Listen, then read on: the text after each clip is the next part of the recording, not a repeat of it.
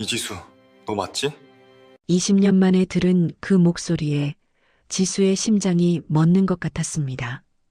8살 꼬맹이의 세상 전부였던 그 옆집 오빠가 지금 눈앞에 있는 것만 같았죠. 어느 겨울밤 이해할 수 없는 말만 남기고 떠나버린 그 소년을 지수는 단 하루도 잊은 적이 없었습니다. 그런데 하필이면 가장 초라하고 비참한 모습으로 다시 만나게 될 줄이야. 이 남자가 정말로 그 오빠일까요? 사연 시작 전 구독과 좋아요를 눌러주시고 어디서 듣고 계신지 댓글 남겨주시면 그곳으로 행운이 가득 깃들기를 바라겠습니다. 오후 3시 반쯤이었어요. 대학병원 응급실 자동문이 요란하게 열리더니 들것 하나가 비명 같은 마찰음을 내며 안으로 밀려 들어왔습니다. 구급대원들이 다급하게 들것을 밀고 그 뒤를 한 여인이 허겁지겁 쫓아오고 있었죠. 지수였습니다. 28살 새벽 수산시장에서 생선을 파는 게 지수의 직업이었어요. 그날도 지수는 새벽 4시에 일어나 시장으로 나갔고 싱싱한 고등어와 갈치를 손질하며 손님을 맞고 있었습니다. 늘 그랬듯이 평범한 하루가 될 줄 알았죠. 그런데 점심때쯤 예상치 못한 일이 벌어졌어요. 시장 한 구석 플라스틱 의자에 앉아 잠깐 쉬겠다던 엄마가 갑자기 가슴을 움켜쥐더니 그대로 바닥에 고꾸라진 겁니다. 지수는 손에 들고 있던 칼을 내팽개치고 엄마에게 달려갔어요. 엄마의 얼굴은 이미 하얗게 질려 있었고 입술은 시퍼렇게 변해가고 있었죠. 엄마, 엄마 눈 떠봐. 지수가 엄마의 뺨을 가볍게 두드렸지만 엄마는 눈을 뜨지 못했어요. 숨소리가 점점 가늘어지고 있었죠. 주변 상인들이 우르르 몰려들었고 누군가 119에 전화를 걸었습니다. 구급차가 올 때까지 지수는 엄마의 차가운 손을 꼭 잡은 채 울먹울먹 버텼어요. 그렇게 실려온 곳이 바로 이 대학병원 응급실이었습니다. 지수의 몰골은 처참했어요. 새벽부터 생선을 만졌으니 검정색 고무장화에는 마른 비늘이 허옇게 붙어 있었고 고무줄로 대충 묶은 머리카락은 땀에 젖어 얼굴에 들러붙어 있었습니다. 낡아 빠진 앞치마에서는 생선 비린내가 진동을 했고 앞치마를 벗을 겨를도 없이 달려온 게 눈에 보였죠. 하지만 지수는 자기 몰골 따위는 신경 쓸 겨를이 없었어요. 엄마 정신 좀 차려봐. 지수의 절규가 천장 높은 응급실 로비에 날카롭게 울려 퍼졌습니다. 하지만 쏟아지는 환자들 사이에서 그녀의 목소리는 자꾸만 파묻히기만 했어요. 지수는 들건 옆에 바짝 붙어 서서 엄마의 손을 놓지 않았어요. 엄마의 손은 얼음장처럼 차가웠죠. 손등에는 세월의 주름이 깊게 패여 있었습니다. 60살 올해로 60이 된 엄마였어요. 아버지가 돌아가신 뒤로 홀로 지수를 키우며 시장 일을 도왔고 그러다 심장이 안 좋아진 게 벌써 몇 년째였습니다. 병원비가 없어서 수술을 미루고 미루다가 결국 이렇게 쓰러진 거였죠. 여기 의사 선생님 없어요? 제발 우리 엄마 좀 봐주세요. 지수가 목이 터져라 소리쳤습니다. 하지만 돌아오는 건 간호사의 사무적인 목소리뿐이었어요. 보호자분, 잠시만 기다려주세요. 지금 담당 선생님 호출했으니까요. 기다리라니, 어떻게 기다리란 말입니까? 엄마의 얼굴은 점점 더 창백해지고 있었죠. 숨소리는 거의 들리지 않을 만큼 가늘어지고 있었어요. 지수는 엄마의 손을 두 손으로 감싸 쥐고 연신 비볐습니다. 손이라도 따뜻하게 해주면 엄마가 깨어날 것 같았거든요. 그때였습니다. 소란스러운 인파를 가르고 무겁고 단호한 발소리가 다가왔어요. 지수가 고개를 들어 올려다보니 흰 가운을 걸친 한 남자가 서 있었습니다. 안경 너머로 보이는 눈빛은 차갑게 날이 서 있었고 표정에는 어떤 감정도 담겨 있지 않았어요. 마치 기계처럼 정교하고 무심한 얼굴이었죠. 이 병원 흉부외과의 젊은 권위자 강제의 과장이었습니다. 34살의 나이에 대학병원 흉부외과 최연소 과장 자리에 오른 천재 의사. 병원 안에서는 얼음 메스라는 별명으로 불릴 만큼 냉정하기로 소문난 사람이었어요. 수술실에 들어가면 어떤 상황에서도 손 하나 떨리지 않고 환자 앞에서는 절대로 감정을 드러내지 않는다는 사람이었죠. 제이는 간호사가 건네는 차트를 받아들었어요. 환자 이름 박순자, 나이 60살, 증상 심정지, 그리고 그 아래 적힌 보호자 연락처와 이름. 이지수. 제이의 시선이 그 세 글자에 닿는 순간 차트를 쥔 손가락 마디에 힘이 들어갔습니다. 손가락이 하얗게 질릴 정도로요. 제이의 눈동자가 미세하게 흔들렸어요. 굳게 담은 입술 사이로 거친 숨이 새어나왔습니다. 이지수. 찰나의 순간 제이의 머릿속으로 오래된 기억이 스쳐 지나갔어요. 낡은 다세대 주택의 담벼락, 그리고 그 밑에서 자기만 보면 결혼하자고 울고불고 매달리던 꼬맹이의 얼굴이요. 새벽 공기처럼 차갑고 트럭 엔진 소리처럼 거칠었던 20년 전 그날 밤의 기억이 갑자기 떠올랐습니다. 설마. 제이는 비현실적인 기시감에 휩싸여 천천히 고개를 들었어요. 보호자를 확인하려는 거였죠. 하지만 그곳에는 기억 속의 뽀얀 꼬마 대신 고된 세월에 찌든 한 여인이 서 있었습니다. 헝클어진 머리카락, 비린내가 진동하는 앞치마, 그리고 절박함에 젖어 덜덜 떨고 있는 어깨. 기억 속에 그 맑은 눈을 가진 아이와는 너무나도 다른 모습이었어요. 제이는 가슴 한구석이 찌릿하게 저려오는 것을 느꼈습니다. 하지만 그는 마스크 뒤로 거친 호흡을 죽이며 오히려 더 차갑게 목소리를 깔았어요. 보호자분, 비키세요. 여기서 소리 지른다고 환자 안 살아납니다. 지수는 갑작스러운 의사의 고압적인 태도에 당황해서 멍하니 그를 올려다봤어요. 마스크와 안경에 가려 얼굴은 제대로 보이지 않았습니다. 하지만 의사의 가슴팍에 선명하게 새겨진 자수 이름이 지수의 눈에 들어왔어요. 강제희. 지수의 눈동자가 크게 흔들렸습니다. 심장이 덜컥 내려앉는 것 같았어요. 강제희라니. 그 이름이라니. 지수는 자신도 모르게 의사의 가운 자락을 붙잡으려 손을 뻗었습니다. 하지만 그 순간 의사의 차가운 눈빛과 마주쳤어요. 지수는 흠칫 놀라 손을 걷었습니다. 마치 찬물을 끼얹은 것처럼 정신이 번쩍 들었죠. 아니겠지. 지수는 고개를 푹 숙였어요. 성도 이름도 같을 뿐이겠지. 그 오빠가 저렇게 번듯한 의사가 돼서 내 앞에 나타났을 리가 없다고 스스로를 다독였습니다. 그리고 무엇보다 설령 그 사람이 맞다 해도 지금 이 꼴을 보여주고 싶지 않았어요. 20년 전 그 오빠 앞에서 예쁜 옷 입고 결혼하겠다고 울던 꼬마가 지금은 이 모양이 돼버렸으니까요. 지수는 제 처지가 너무 초라해서 감히 그 시절을 떠올린 것조차 죄악처럼 느껴졌습니다. 그래, 그냥 이름만 같은 다른 사람이야. 지수는 그렇게 스스로를 설득하며 고개를 더 깊이 숙였어요.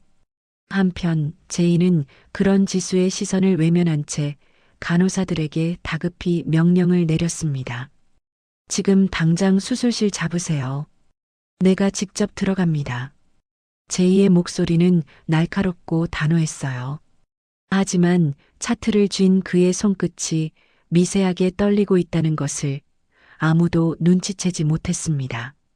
제이는 지수를 스쳐 지나가며 수술실로 향하는 육중한 자동문 너머로 사라졌어요.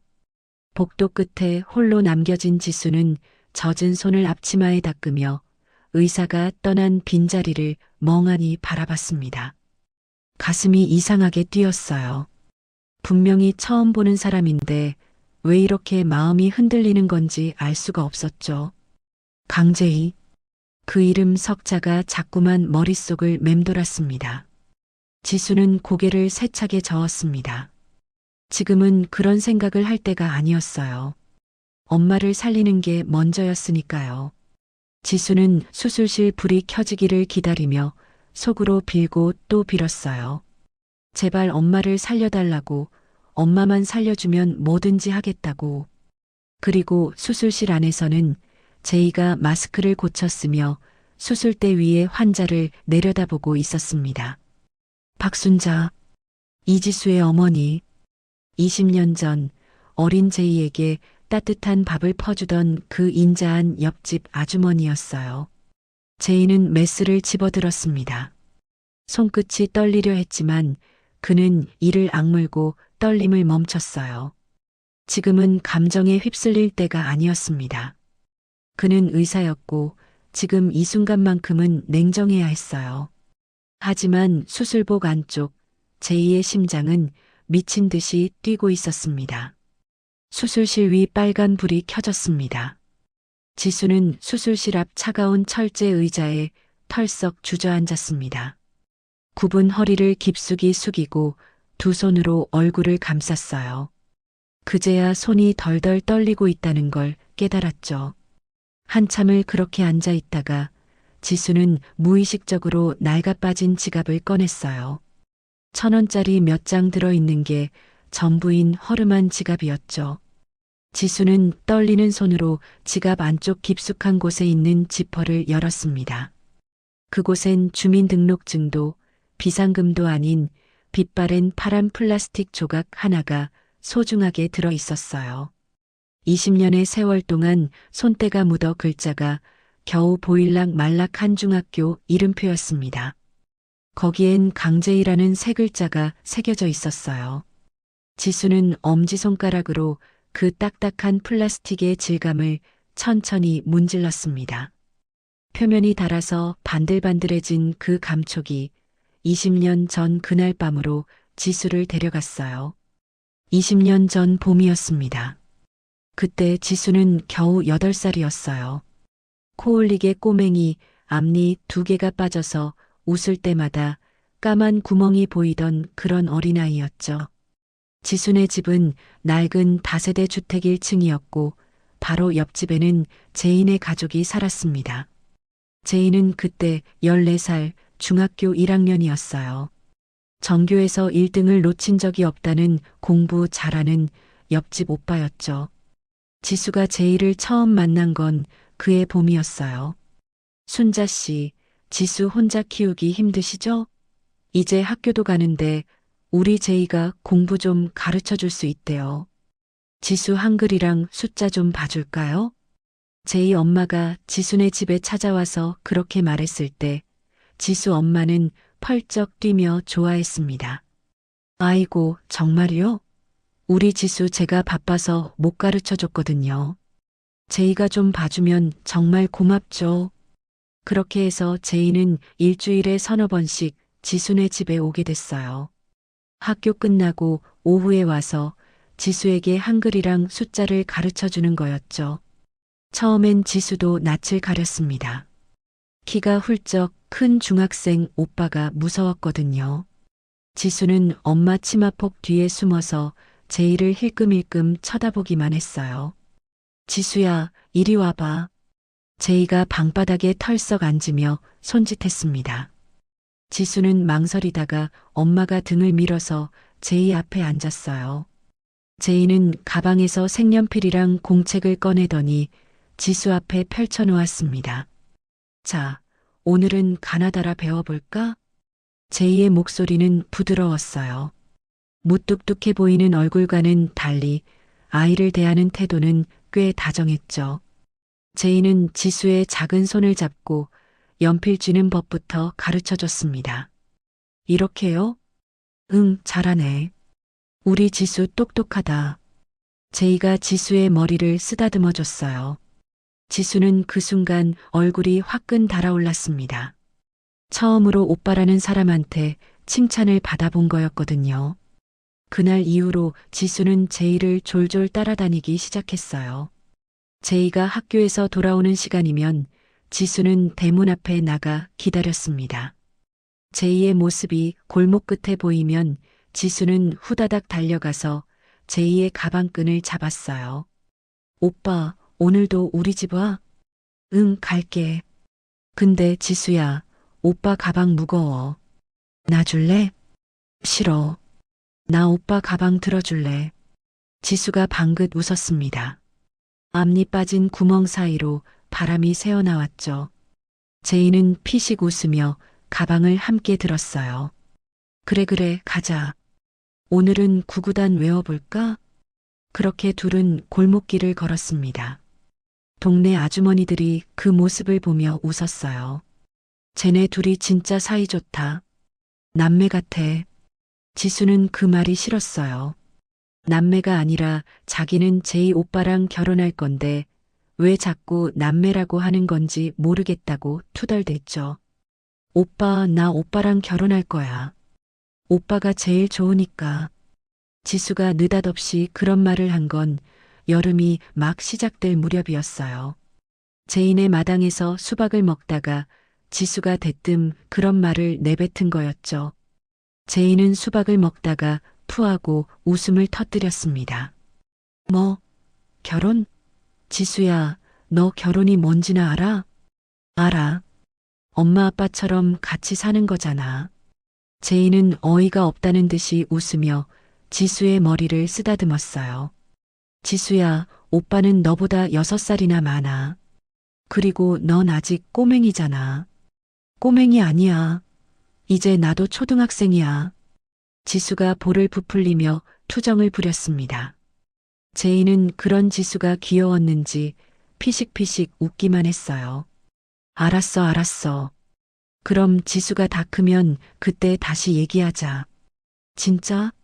진짜 나랑 결혼해 줄 거야? 크면 생각해 볼게. 제이는 그냥 어린아이 달래듯이 한 말이었어요.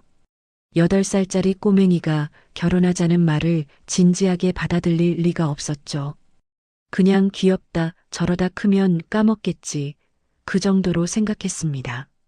하지만 지수는 달랐어요. 지수에게 그 말은 약속이었습니다. 세상에서 제일 좋아하는 오빠가 자기랑 결혼해준다고 한 거였으니까요. 그렇게 계절은 지나갔습니다. 가을이 되고 겨울이 찾아왔어요. 그런데 겨울이 깊어지면서 제인의 집 분위기가 이상해지기 시작했죠. 제이 아버지가 운영하던 공장이 부도가 났다는 소문이 동네에 돌았습니다. 빚쟁이들이 찾아와서 대문을 두드리는 일도 있었고 제이 엄마가 몰래 우는 모습을 지수 엄마가 목격하기도 했죠. 어느 날 밤이었어요. 지수가 잠이 들었다가 이상한 소리에 눈을 떴습니다. 창밖에서 부스럭거리는 소리가 났어요.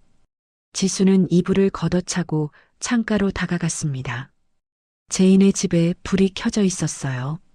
그리고 현관 앞에 낡은 포터 트럭 한 대가 서 있었습니다. 제이 아버지와 어머니가 짐을 트럭에 싣고 있었어요. 가구며 이불이며 상자며 집안에 있던 것들을 죄다 싣고 있는 것 같았죠. 지수는 심장이 쿵 내려앉았습니다. 혹시 제이 오빠도 가는 건가? 지수는 신발도 안 신고 방문을 열었어요. 엄마가 자는 방을 살금살금 지나 대문을 열고 밖으로 나갔습니다. 찬바람이 뺨을 때렸지만 지수는 아랑곳하지 않았어요. 맨발로 차가운 시멘트 바닥을 밟으며 제인의 집으로 달려갔습니다. 담벼락 밑에 제이가 서 있었어요. 교복 위에 두꺼운 점퍼를 걸치고 고개를 푹 숙인 채 서 있었습니다. 오빠, 지수가 불렀습니다. 제이가 고개를 들었어요. 지수를 보는 제이의 눈이 이상했습니다. 슬픈 것 같기도 하고 미안한 것 같기도 하고 뭐라고 표현할 수 없는 복잡한 눈빛이었죠. 지수야, 왜 나왔어? 추운데. 오빠 어디가? 저거 왜 짐 싸? 지수가 트럭을 가리키며 물었습니다. 제이는 한참 동안 대답하지 못했어요. 그러다가 천천히 입을 열었습니다. 지수야, 오빠 이사 가야 해. 이사? 어디로? 언제 와? 그게 멀리 가서 아마 못 올 것 같아. 못 온다니. 지수의 눈에서 금방 눈물이 차올랐어요. 왜? 왜 못 와? 어른들 일이 복잡해서 그래. 오빠도 어쩔 수 없어. 제이의 목소리가 떨렸습니다. 14살 소년에게 야반도 주는 너무나 무겁고 두려운 일이었어요. 빚쟁이들을 피해 밤중에 도망치듯 떠나야 한다는 게 부끄럽기도 하고 무섭기도 했습니다. 그런데 이 꼬맹이가 맨발로 뛰어나와서 울먹이고 있으니 제이는 마음이 찢어지는 것 같았어요. 오빠 가지 마. 나 오빠 없으면 어떡해.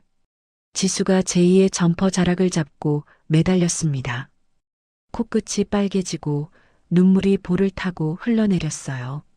제이는 잠시 망설이다가 자신의 교복 가슴팍에 달린 이름표를 떼었습니다. 파란색 플라스틱에 하얀 글씨로 강제이라고 새겨진 중학교 이름표였어요. 제이는 그 이름표를 지수의 작은 손에 쥐어줬습니다. 지수야, 이거 오빠 이름표야. 잘 갖고 있어. 이게 뭔데? 나중에 오빠 다시 만나면 이거 보여줘. 그러면 오빠가 맛있는 거 진짜 많이 사줄게. 알았지? 제이는 억지로 웃어 보였어요. 사실 다시 만날 수 있을지 없을지도 모르는 거였습니다. 어디로 가는지, 언제 돌아올 수 있는지 아무것도 모르는 상황이었죠. 제이야, 빨리. 트럭에서 제이 아버지가 다급하게 불렀습니다. 오빠 간다. 지수야, 건강해. 제이는 지수의 머리를 한번 쓰다듬고는 돌아섰습니다. 트럭을 향해 뛰어갔어요. 오빠, 오빠 가지 마. 지수가 울부짖으며 제이를 쫓았습니다. 하지만 제이는 뒤돌아보지 않았어요. 뒤돌아보면 발걸음을 뗄 수 없을 것 같았거든요. 트럭 문이 닫혔습니다. 엔진 소리가 요란하게 울렸어요. 트럭이 천천히 움직이기 시작했습니다. 오빠. 지수는 맨발로 트럭을 쫓아 달렸습니다. 차가운 아스팔트가 발바닥을 찢는 것 같았지만 지수는 멈추지 않았어요. 오빠 가지 마. 나 이거 갖고 있을게. 오빠. 하지만 트럭은 야속하게 속도를 높였습니다. 골목 끝에서 모퉁이를 돌아 사라져갔어요. 빨간 미등만 점점 작아지다가 어둠 속으로 꺼졌습니다. 지수는 골목 한가운데에 털썩 주저앉았습니다. 무릎이 까져서 피가 흘렀지만 아픈 줄도 몰랐어요. 그저 손바닥 안에 이름표만 꽉 쥐고 울었습니다. 플라스틱 모서리가 살을 파고들어도 놓지 않았어요. 이게 오빠가 준 전부였으니까요. 지수의 눈앞에 수술실 전광판이 다시 보였어요. 빨간 불이 여전히 켜져 있었습니다. 지수는 손안에 이름표를 꽉 움켜쥐었어요. 20년이 지났습니다. 그 사이에 지수는 어른이 됐고 시장에서 생선을 파는 아줌마가 됐죠. 하지만 이 이름표만은 단 하루도 손에서 놓은 적이 없었어요. 아까 응급실에서 본 그 차갑고 낯선 눈빛. 분명히 그 제이 오빠가 아닐 것 같은데 왜 자꾸 생각이 나는 걸까요? 지수는 고개를 세차게 저었습니다. 그래, 이름만 같은 다른 사람이야.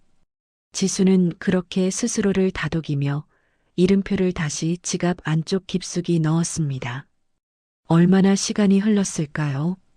수술실 위 빨간 불이 꺼졌습니다. 육중한 문이 열리고 수술복을 입은 간호사가 나왔어요. 지수가 벌떡 일어났습니다. 다리에 힘이 풀려서 비틀거렸지만 간호사에게 달려갔어요. 우리 엄마 어떻게 됐어요? 급한 수술은 잘 끝났습니다. 지금은 회복실로 옮겼고요. 1시간 정도 후에 병실로 올라가실 거예요. 그 말을 듣는 순간 지수의 눈에서 눈물이 왈칵 쏟아졌습니다. 다리에 힘이 풀려서 그 자리에 주저앉을 뻔했어요. 감사합니다. 감사합니다. 지수는 연신 고개를 숙이며 간호사에게 인사했습니다. 간호사가 돌아가고 나서야 지수는 텅 빈 복도에서 한참을 울었어요. 안도의 눈물이었죠.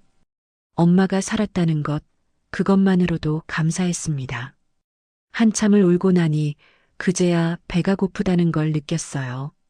아침부터 아무것도 못 먹었으니 당연한 거였죠. 하지만 지금 밥 먹을 때가 아니었습니다. 그보다 급한 게 있었어요. 병원비였습니다. 응급수술이었으니 비용이 얼마나 나올지 감도 안 잡혔어요. 일단 수납처에 가서 얼마가 나왔는지 확인하고 분할 납부가 되는지 알아봐야 했습니다. 지수는 간호사에게 받은 서류 뭉치를 품에 꼭 안고 병원 로비로 향했어요. 대학병원 로비는 사람들로 북적였습니다. 지수는 그 인파 사이를 비집고 수납처를 찾았어요. 저기요, 응급수술 비용 확인하러 왔는데요. 창구 직원이 지수를 힐끗 쳐다봤습니다. 비린내 나는 앞치마, 흙 묻은 고무장화, 헝클어진 머리카락. 직원의 눈빛이 살짝 찌푸려지는 게 보였지만 지수는 신경 쓸 겨를이 없었어요. 환자 성함이요? 박순자요. 오늘 오후에 흉부외과 응급수술 받았어요. 직원이 컴퓨터를 두드렸습니다. 잠시 후 화면을 보더니 고개를 끄덕였어요. 아, 네. 확인됐습니다. 수술비랑 입원비 포함해서 일단 이 정도 나왔는데요. 직원이 알려준 금액에 지수는 눈앞이 캄캄해졌습니다. 한 달 벌이로도 턱없이 부족한 금액이었어요. 하지만 어쩔 수 없었죠. 엄마가 살았으니까요. 분할 납부 가능할까요? 네, 가능합니다. 여기 서류 작성하시고 신분증이랑 같이 제출해 주세요. 지수는 서류를 받아들고 한쪽 구석에 서서 펜을 들었습니다. 떨리는 손으로 한 글자 한 글자 적어 나갔어요. 서류를 다 작성하고 다시 창구로 향하려는데 갑자기 누군가와 어깨를 세게 부딪혔습니다. 아! 지수가 비명을 지르며 뒤로 휘청거렸어요. 손에 들고 있던 서류 뭉치가 와르르 바닥에 쏟아졌습니다. 아, 죄송합니다. 제가 앞을 잘 못 봐서. 지수가 황급히 허리를 숙이며 사과했어요. 하지만 돌아온 건 차가운 목소리였습니다. 아, 진짜 짜증나. 지수가 고개를 들어 올려다봤습니다. 눈앞에 화려한 명품 코트를 걸친 젊은 여자가 서 있었어요. 손에는 반짝이는 명품 백을 들고 있었고 한쪽 귀에는 통화 중인 휴대폰이 들려 있었죠. 30살쯤 되어 보이는 여자였습니다. 화장을 곱게 하고 머리는 미용실에서 막 나온 것처럼 윤기가 흘렀어요. 손톱에는 반짝이는 네일아트가 되어 있었고 손가락마다 보석 반지가 끼워져 있었죠. 병원장의 외동딸 한채린이었습니다. 물론 지수는 그녀가 누군지 알 리가 없었어요. 그냥 부잣집 아가씨처럼 보이는 젊은 여자일 뿐이었죠. 채린은 자신의 명품 코트를 내려다보며 인상을 확 구겼습니다. 그러더니 한 발 뒤로 물러서며 코를 막았어요. 이게 대체 무슨 냄새야? 비린내. 채린의 목소리가 로비에 쩌렁쩌렁 울렸습니다. 주변에 있던 사람들이 일제히 고개를 돌렸어요. 지수는 얼굴이 화끈거렸습니다. 아, 맞다. 앞치마를 안 벗었구나. 죄송해요. 제가 시장에서 급하게 와서. 시장? 그러니까 이 냄새가 생선 비린내란 거야? 채린이 히스테리적으로 소리쳤습니다. 아줌마, 여기가 어딘 줄 알아요? 병원 로비가 시장 바닥인 줄 알아? 내 옷이 얼마짜린 줄 알고 이런 냄새를 묻혀. 정말 죄송합니다. 일부러 그런 거 아니에요. 지수가 연신 고개를 숙였지만 채린의 분노는 가라앉지 않았어요. 죄송하면 다야. 이 코트 드라이비가 얼마인지 알아? 아줌마 한 달 벌어서 낼 수 있어? 채린이 코트 자락을 펄럭이며 소리쳤습니다. 지수는 할 말이 없었어요. 그냥 고개를 푹 숙이고 있을 수밖에요. 아, 진짜. 오늘 왜 이렇게 재수가 없어? 채린이 짜증스럽게 발을 구르던 그때 지수가 바닥에 떨어진 서류를 줍느라 허리를 숙였습니다. 그 순간 품에 안고 있던 낡은 지갑이 미끄러져 바닥에 떨어졌어요. 지갑이 열리면서 파란 플라스틱 조각 하나가 빠져나왔습니다. 20년 동안 지수가 간직해온 제2의 이름표였습니다. 채린의 시선이 바닥에 떨어진 이름표에 닿았습니다. 채린은 콧방귀를 뀌며 명품 구두 끝으로 이름표를 툭 찼어요. 이건 또 뭐야? 무슨 쓰레기를 보물처럼 들고 다녀? 지수의 심장이 철렁 내려앉았습니다. 아, 그거 제 거예요. 만지지 마세요. 지수가 다급하게 손을 뻗었어요. 하지만 채린이 더 빨랐습니다. 채린은 보란 듯이 명품 구두굽을 높이 들어 올렸어요. 이런 쓰레기 같은 거 치워줄게. 안 돼요.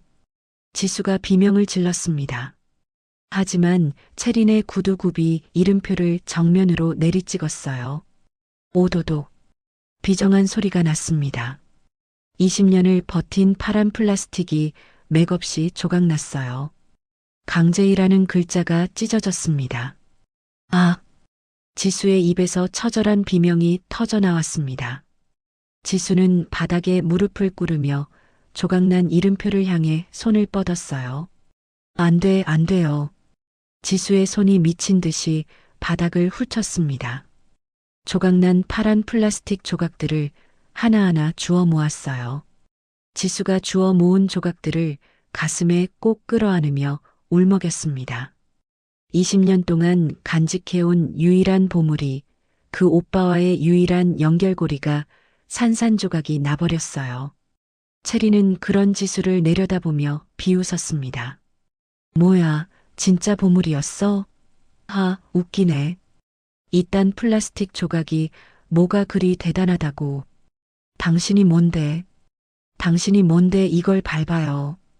지수가 눈물범벅이 된 얼굴을 들어 채린을 올려다봤습니다. 태어나서 처음으로 누군가를 향한 분노가 치밀어 올랐어요. 하지만 지수의 분노 따위는 채린에게 아무런 위협이 되지 못했죠. 내가 뭔데? 내가 누군지 알아? 채린이 차갑게 웃었습니다. 난 이 병원 주인 딸이야, 아줌마. 알았으면 그 쓰레기나 치우고 나가. 채린은 더러운 것을 본 듯이 인상을 찡그렸습니다. 더러워. 진짜 더러워. 아, 오늘 완전 재수 없는 날이네. 지수는 트럭 뒤를 쫓아 맨발로 달리던 그날 새벽의 차가운 공기가 떠올랐어요. 무릎에서 피가 흐르는데도 이름표만은 놓지 않았던 8살의 자신이 떠올랐죠. 그렇게 지켜온 이름표였는데, 그렇게 목숨처럼 간직해온 약속이었는데, 지수는 조각난 이름표를 끌어안은 채 바닥에 엎드려 울었습니다. 어깨가 들썩거렸고 목이 터져라 흐느꼈어요. 병원 로비를 지나가는 수많은 사람들이 지수를 힐끗힐끗 쳐다봤지만 아무도 다가와 위로하는 사람은 없었습니다. 채리는 그런 지수를 내려다보며 자신의 구두 밑창에 묻은 먼지를 털어내듯 바닥을 소리나게 찍었습니다. 아줌마 울 거면 나가서 울어요. 여기 병원이지 시장 아니거든. 채린의 목소리에는 조롱이 가득했어요. 지수는 그 말에 대꾸할 힘도 없었습니다. 채린이 돌아서려던 찰나였습니다. 로비 끝에서 서늘한 기운과 함께 낮고 묵직한 목소리가 들려왔어요. 지금 여기서 뭐 하는 겁니까? 채린의 몸이 굳었습니다. 고개를 돌리자 그곳엔 수술복 위에 하얀 가운을 걸친 제이가 서 있었어요. 수술을 막 마친 듯 이마에는 땀기가 남아 있었고 마스크는 턱 밑으로 내려가 있었습니다. 그의 눈빛은 응급실에서 봤을 때보다 더 차갑게 날이 서 있었죠. 지수는 그 목소리에 심장이 멎는 것 같았어요. 아까 응급실에서 들었던 바로 그 목소리였습니다. 차갑고 단호한 그 의사 선생님의 목소리요. 지수는 제 처지가 너무나 비참해서 바닥에 엎드린 이 꼴을 그에게 보였다는 게 죽고 싶을 만큼 창피했어요. 제발 보지 마세요. 그냥 지나가세요. 지수는 속으로 빌며 고개를 더 깊숙이 숙였습니다. 한편 체리는 제이를 보자마자 표정이 확 바뀌었어요. 아까까지의 히스테리는 온데간데였고 애교 섞인 목소리로 제이에게 다가갔습니다. 제이 오빠, 수술 끝났어? 체린이 제이의 팔을 붙잡으려 했어요. 하지만 제이는 체린의 손을 거칠게 뿌리쳤습니다. 오빠, 왜 그래? 아니, 이 아줌마가 내 옷에 냄새를 묻혀서. 그리고 바닥에 이런 게 떨어져 있길래 내가. 체린이 변명을 늘어놓았지만 제이는 듣고 있지 않았어요. 그의 시선은 체린이 아닌 차가운 대리석 바닥에 흩어진 파란 조각들에 고정되어 있었습니다. 제이의 눈동자가 크게 흔들렸어요. 저건, 제이는 그 조각들을 단번에 알아봤습니다. 20년 전 자신의 교복 가슴팍에서 떼어내 주었던 그 투박한 이름표였어요. 빛이 바래고 글자가 달았지만 제이는 절대로 잊을 수가 없었죠. 그리고 그 조각들을 필사적으로 주워 모은 여자. 응급실에서 봤던 바로 그 보호자였습니다. 차트에 적혀 있던 그 이름, 이지수. 제이의 가슴이 철렁 내려앉았습니다. 20년 전 담장 밑에서 울던 8살 꼬맹이가 지금 이렇게 바닥에 엎드려 울고 있었던 거였어요. 그는 천천히, 아주 천천히 지수 앞으로 다가왔습니다. 그리고 차가운 대리석 바닥에 한쪽 무릎을 굽히고 앉았어요. 사람들의 수군거림이 들렸지만 제이는 아랑곳하지 않았어요. 그는 지수의 거친 손 위에 자신의 희고 정갈한 손을 겹쳤습니다. 지수가 흠칫 놀라 손을 빼려 했어요. 흙과 피가 묻은 손이었으니까요. 이렇게 더러운 손으로 깨끗한 의사 선생님 손을 만지면 안 된다고 생각했죠. 하지만 제이는 놓아주지 않았습니다. 오히려 지수의 손을 더 꽉 잡았어요. 그리고 나직하게, 아주 나직하게 이름을 불렀습니다. 이지수. 지수의 어깨가 움찔했어요. 너 맞지? 그 한마디에 지수의 심장이 멎는 것 같았습니다. 지수의 고개가 천천히 들렸어요. 눈물로 범벅이 된 시야 너머로 제이의 얼굴이 보였습니다. 안경 너머로 보이는 그 눈매가 아까 응급실에서 봤을 때와는 달랐어요. 차가운 전문의 강제이가 아니었습니다. 씁쓸하게 웃던 그 소년의 눈매였어요. 어린 지수의 머리를 쓰다듬어 주던 그 다정한 눈빛이었죠. 제이는 지수의 손바닥 안에 모인 이제는 날카로운 파편이 되어버린 이름표 조각들을 조심스럽게 쓸어 담았습니다. 조각 모서리에 찔린 듯 제이의 손가락 끝에서 핏방울이 맺혔지만 그는 개의치 않았어요. 이게 뭐라고? 제이의 목소리가 떨렸습니다. 나 같은 놈이 뭐라고 이걸 20년 넘게 쥐고 있었냐, 바보같이. 그 한마디에 지수의 의심은 처참하게 깨져나갔습니다. 이름만 같은 타인이 아니었어요. 정말로 그 오빠였습니다. 야반도주하던 날 밤 이름표를 쥐어주고 떠났던 그 오빠가 지금 눈앞에 있었어요. 미안함이 가득 서린 목소리로 자신을 부르고 있었죠. 지수의 입술이 파르르 떨렸습니다. 제이, 오빠. 목소리가 제대로 나오지 않았어요.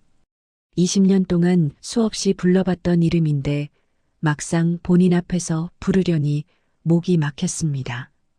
진짜 오빠야? 지수가 떨리는 손으로 제이의 가운 소매를 붙잡았어요. 흙 묻은 손이었지만 제이는 피하지 않았습니다. 제이는 대답 대신 지수의 눈물을 엄지손가락으로 조심스럽게 닦아냈어요. 거칠어진 지수의 볼을 마치 깨지기 쉬운 보물을 다루듯 조심스럽게 어루만졌습니다. 미안하다, 지수야. 제이의 목소리가 젖어들었어요. 오빠가 너무 늦었지. 내가 너를 이렇게 찾게 해서 정말 미안해. 그 말에 지수의 눈에서 눈물이 폭포처럼 쏟아졌습니다. 20년 동안 참아왔던 서러움이, 그리움이, 외로움이 한꺼번에 터져나왔어요. 오빠, 오빠. 지수는 제이의 어깨에 얼굴을 묻었습니다. 깨끗한 의사 가운에 비린내가 배고 눈물 자국이 생기는 것도 아랑곳하지 않았어요. 제이도 지수를 밀어내지 않았습니다. 오히려 지수의 등을 토닥이며 품에 꼭 안아줬죠. 울어, 지수야. 실컷 울어. 제이의 목소리도 떨리고 있었어요. 눈가가 붉어진 게 보였습니다. 병원 로비의 모든 소음이 사라진 듯 했어요. 사람들의 수군거림도, 발걸음 소리도, 안내 방송 소리도 들리지 않았습니다. 지수의 귀에는 오직 제이의 심장 소리만 들렸어요. 지수는 그 심장 소리를 들으며 펑펑 울었어요.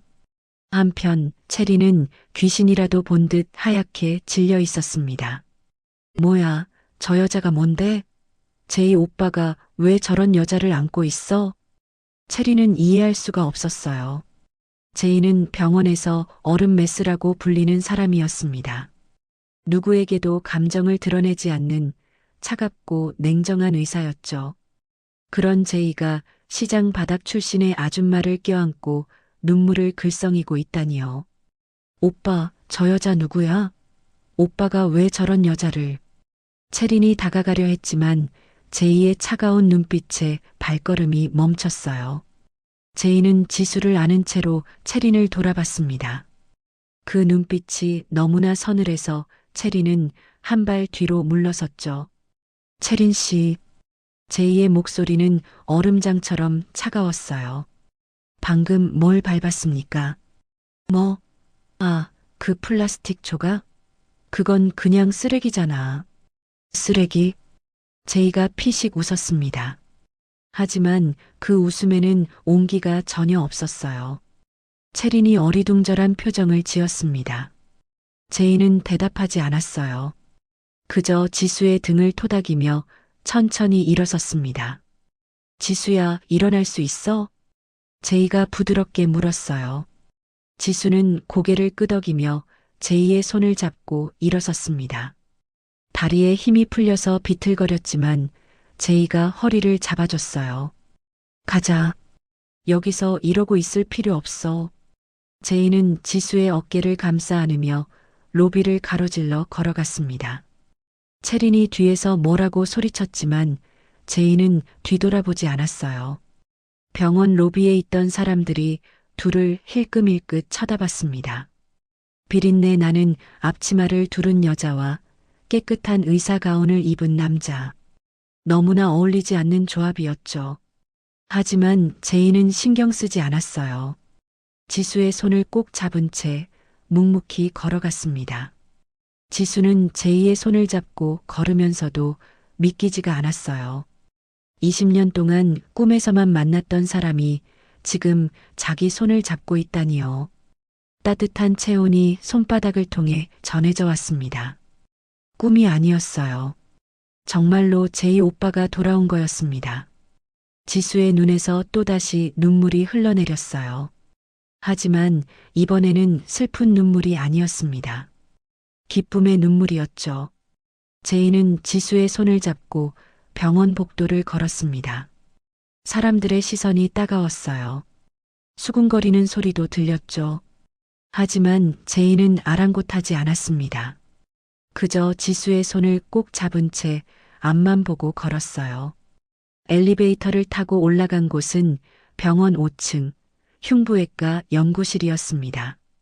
제이가 문을 열고 지수를 안으로 이끌었어요. 육중한 문이 닫히자마자 병원의 소음이 차단되고 정적이 찾아왔습니다. 바깥 세상과는 완전히 다른 공간이었죠.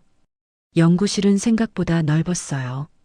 한쪽 벽면에는 의학 서적들이 빼곡히 꽂혀 있었고 책상 위에는 서류들이 가지런히 정리되어 있었습니다. 창문으로는 오후 햇살이 부드럽게 들어오고 있었죠. 제이는 떨림이 멈추지 않는 지수를 소파에 앉혔습니다. 그리고 무릎을 굽혀 지수의 발치를 살폈어요. 신발이 다 해졌네.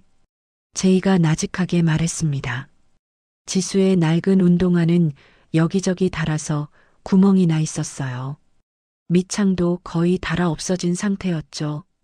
지수는 부끄러워서 발을 숨기려 했습니다. 괜찮아요. 원래 이래요. 시장에서 하루 종일 서 있으니까 신발이 금방 해져서. 잠깐만 기다려. 제이가 일어나 한쪽 구석에 있는 작은 냉장고를 열었어요. 거기서 생수병을 꺼내더니 전기포트에 물을 부었습니다. 잠시 후 따뜻한 물로 차를 우려냈죠. 지수야, 일단 이거 마셔. 따뜻해. 제이가 찻잔을 내밀었습니다. 지수가 조심스럽게 찻잔을 받아들었어요. 그 순간 제이의 눈에 지수의 손이 들어왔습니다. 손등엔 생선을 다듬다 생긴 자잘한 흉터가 가득했어요. 손가락 마디마다 거친 굳은 살이 박여 있었고 손톱은 짧게 깎여 있었죠. 지수는 제이의 시선을 느끼고 얼른 손을 소매 속으로 감추려 했어요. 손, 좀 거칠죠? 매일 생선 만지다 보니까. 지수가 기어들어가는 목소리로 말했습니다. 창피했어요. 제이의 손은 의사답게 희고 깨끗했는데 자기 손은 이 모양이니까요. 하지만 제이는 아무 말 없이 지수의 손을 잡아 자기 쪽으로 끌어당겼습니다. 지수가 움찔했지만 제이는 놓아주지 않았어요. 고생 많이 했구나. 제이가 나직하게 말했습니다. 그 한마디에 지수의 눈시울이 다시 붉어졌습니다. 나 때문에 옷 다 버려야 할 거예요. 가운이 너무 하얀데 내 앞치마에서 냄새도 났을 텐데. 지수가 울먹이며 말했어요. 제이의 깨끗한 가운에 자기 눈물이랑 비린내가 묻었을 생각을 하니 미안했습니다. 제이가 피식 웃었어요. 냄새 안 나. 그리고 나면 또 빨면 되지. 뭘. 제이가 태연하게 말하며 지수의 맞은편에 앉았습니다. 그리고 지수를 빤히 바라봤어요. 제이가 웃었어요. 20년 전 차가운 전문의에 가면 뒤에 숨어있던 다정한 소년의 웃음이었습니다. 지수도 살짝 미소를 지었다가 이내 눈시울을 붉혔어요. 오빠가, 진짜 오빠가 맞구나. 그래, 나야. 이름만 같은 의사 선생님인 줄 알았어. 응급실에서 봤을 때 설마 했거든. 아니, 사실은. 지수가 말끝을 흐렸습니다. 제이가 고개를 갸웃했어요. 사실은 오빠이길 바랐어. 지수가 고개를 푹 숙이며 말했습니다. 그렇게 멋진 의사 선생님이 제이 오빠였으면 좋겠다고 생각했어. 오빠는 꼭 그렇게 멋진 사람이 되어 있어야 한다고. 지수의 목소리가 점점 작아졌어요. 제이는 아무 말 없이 지수의 말을 들었습니다. 잠시 침묵이 흘렀어요. 제이가 천천히 책상 위를 바라봤습니다. 거기엔 아까 로비에서 주워 모은 이름표 조각들이 놓여 있었어요. 산산조각 난 파란 플라스틱. 강제이라는 글자가 갈기갈기 찢어진 조각들이었죠. 제이가 그 조각들을 손으로 조심스럽게 만졌습니다. 나 의대 다니는 내내 이 이름표 생각했어. 제이가 나직하게 말했어요. 지수가 고개를 들어 제이를 바라봤습니다. 야반도주 하던 날 밤 내가 너한테 이걸 왜 줬을까? 그거 알아? 지수는 대답하지 못했어요. 사실 지수는 그날 밤 이후로 수없이 그 질문을 스스로에게 했습니다. 오빠가 왜 이걸 줬을까? 하지만 제이의 대답은 지수의 예상과는 달랐어요. 사실은 나도 너무 무서웠어. 제이의 목소리가 낮게 가라앉았습니다. 14살이었거든. 갑자기 아버지 사업이 망해서 빚쟁이들한테 쫓겨서 한밤중에 도망치듯 떠나야 했어. 그게 얼마나 무서웠는지 알아? 지수는 조용히 제이의 말을 들었어요. 전교 1등, 모범생, 공부 잘하는 옆집 오빠. 그게 다 무슨 소용이야. 야반도주하는 순간 다 끝난 거였어. 동네 사람들한테 욕먹을 것 뻔했고 빚안 갚고 도망간 나쁜 놈들이라고 손가락질 당할 것 뻔했지. 제이가 쓸쓸하게 웃었습니다. 그때 내가 무슨 생각을 했는지 알아? 단 한 사람이라도 나를 기억해주는 사람이 있으면 좋겠다고 생각했어. 제이가 지수를 똑바로 바라봤어요. 이 세상에서 강제이라는 이름을 나쁘게 말하지 않는 사람이 딱 한 명이라도 있으면 그걸로 버틸 수 있을 것 같았어. 그래서 너한테 이름표를 준 거야. 지수의 눈이 커졌습니다. 너는 나를 좋아했잖아. 결혼하자고 울고불고 매달리던 8살짜리 꼬맹이. 너라면 나를 욕하지 않을 거라고 생각했어. 그래서 이기적인 마음으로 이걸 쥐어준 거야. 제이의 목소리가 떨렸어요. 솔직히 말하면 내가 이걸 20년이나 쥐고 있을 줄은 몰랐어. 그냥 며칠 갖고 있다가 버릴 줄 알았지. 아이들이 원래 그러잖아. 금방 잊어버리니까. 제이가 이름표 조각들을 손바닥에 모았습니다. 내가 너한테 뭐라고, 나 같은 놈이 뭐라고 이걸 20년이나 지키게 만들었어. 정말 미안해, 지수야. 제이의 눈가가 붉어졌어요. 차가운 전문이 얼음 메스라고 불리던 사람의 눈에 눈물이 고였습니다. 지수는 그런 제이를 보며 고개를 저었어요. 아니야, 오빠. 미안해하지 마. 지수가 제이의 손을 잡았습니다. 거친 손이었지만 제이는 피하지 않았어요. 나 이 이름표 덕분에 버틸 수 있었어. 아빠 돌아가시고 엄마 아프시고 시장에서 무시당하고 포기하고 싶을 때가 한두 번이 아니었거든. 지수의 목소리도 떨렸습니다. 근데 이 이름표 보면 힘이 났어. 언젠가 오빠를 다시 만나면 이거 보여줘야지. 그러면 오빠가 맛있는 거 사준다고 했으니까. 그 약속 지키려면 버텨야지. 그렇게 생각하면서 버텼어. 지수가 웃었어요. 눈물이 흐르는데도 웃고 있었습니다. 그러니까 미안해하지 마, 오빠.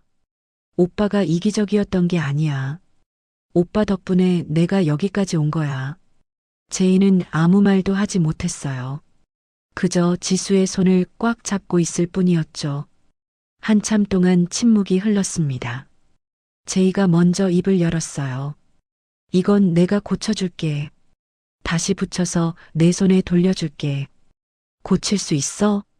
당연하지. 의사잖아. 사람도 고치는데 플라스틱 못 고치겠어? 제이가 농담처럼 말하자 지수가 피식 웃었습니다.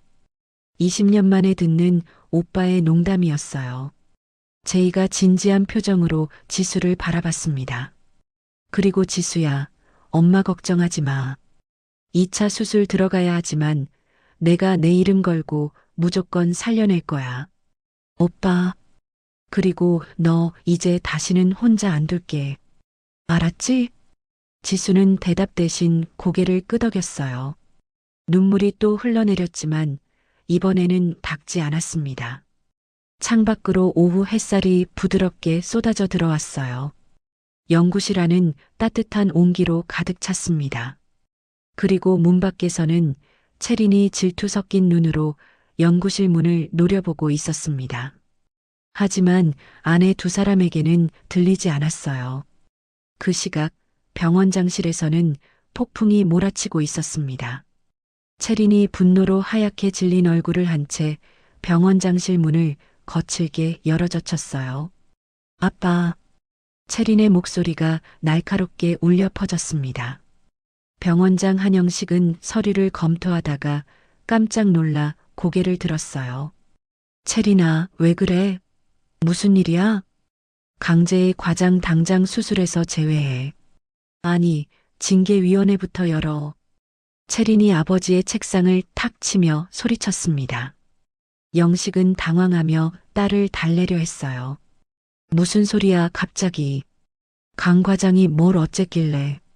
아빠, 오늘 로비에서 무슨 일이 있었는지 알아? 채린이 이를 악물며 말했습니다. 그 인간이 나를 완전히 망신시켰어.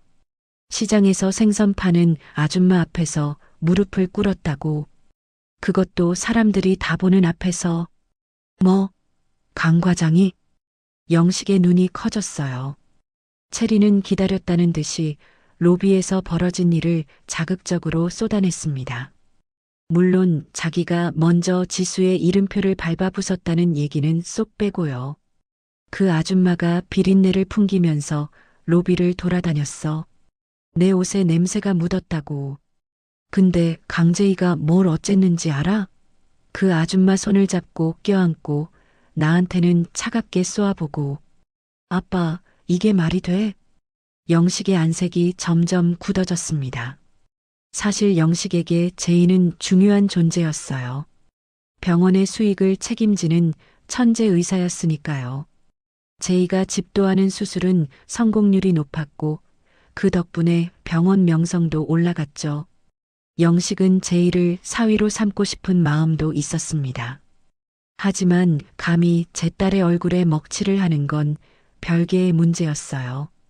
그래서 강 과장이 그 여자랑 무슨 사이라는 거야? 몰라, 나도. 근데 아빠, 중요한 건 그게 아니잖아. 채린이 아버지의 눈을 똑바로 쳐다봤습니다. 강재희가 나를 무시했어. 사람들 앞에서 나를 창피줬다고. 이걸 그냥 넘어가면 내가 뭐가 돼? 영식은 한참 동안 아무 말도 하지 않았어요. 그러다 천천히 안경을 고쳤으며 입을 열었습니다. 알았다. 내가 처리할게. 채린의 얼굴에 희심의 미소가 번졌습니다. 다음 날 아침이었어요. 제이는 일찍 출근해서 지수 엄마의 최종 수술 계획을 검토하고 있었습니다. 어제 응급수술은 잘 끝났지만 상태를 보니 2차 수술이 필요했거든요. 제이는 밤새 수술 계획을 세우고 필요한 장비와 인력을 점검했어요. 그때 연구실 문이 노크 소리와 함께 열렸습니다. 강 과장님, 원무과에서 연락 왔습니다.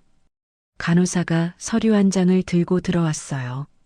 제이는 서류를 받아들었습니다. 그리고 그 내용을 읽는 순간 제이의 얼굴이 굳어졌어요. 이게 무슨... 박순자 환자 2차 수술 집도의 변경. 강제의 과장에서 김성태 교수로 변경. 제이의 손이 부들부들 떨렸어요. 서류를 낚아채듯 들고 벌떡 일어났습니다. 과장님, 어디? 간호사의 말이 끝나기도 전에 제이는 연구실을 뛰쳐나갔어요. 복도를 성큼성큼 걸어 병원장실로 향했습니다. 쾅! 제이가 병원장실 문을 거칠게 열었어요. 영식이 커피를 마시다가 눈을 들었습니다. 그 옆에는 채린이 소파에 앉아 있었죠. 이게 무슨 처사입니까, 병원장님? 제이가 서류를 영식의 책상 위에 탁 내려놓으며 말했습니다. 아, 강 과장. 통보받았군. 영식이 태연하게 커피잔을 내려놓았어요. 환자 상태를 가장 잘 아는 건 저입니다. 어제 제가 직접 응급수술을 했고 환자의 혈관 상태며 심장 상태며 전부 파악하고 있어요. 김 교수는 이 난이도의 수술을 감당할 실력이 안 됩니다. 제이의 목소리가 높아졌어요. 하지만 영식은 눈 하나 깜짝하지 않았습니다. 강 과장, 진정해. 영식이 안경을 고쳤으며 차갑게 말했어요. 자네와 보호자의 특수관계에 대해 제보가 들어왔어.